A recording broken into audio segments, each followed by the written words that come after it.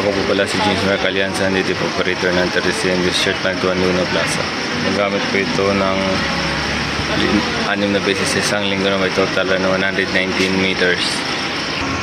Ito po yung head, cupping at wiper. Ganito lang po yung tamang pag-head. Tapos mag-18 pa natin yung punasan ng cupping at wiper. Ganito naman po yung tamang pag nasa check.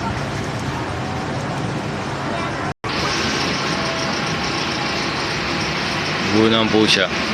Ito naman po yung waste stock. Kapalit lang po nito kahapon. ABR.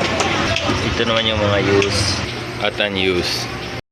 Meron akong 3 peel, 3 white, 2 powder, 1 magenta, 1 cyan, 1 black, at 4 na yellow at 2 white solution.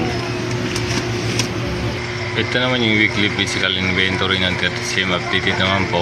At ito naman weekly consumable withdrawals ng 30cm na gamit po ako ng 1 white, 1 black, 1 cyan at 1 magenta.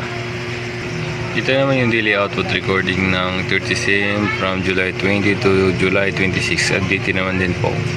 Ito naman yung monthly maintenance checklist ng 30cm. Updated na naman po. At dito na po magtatapos yung vlog ko. Maraming salamat po.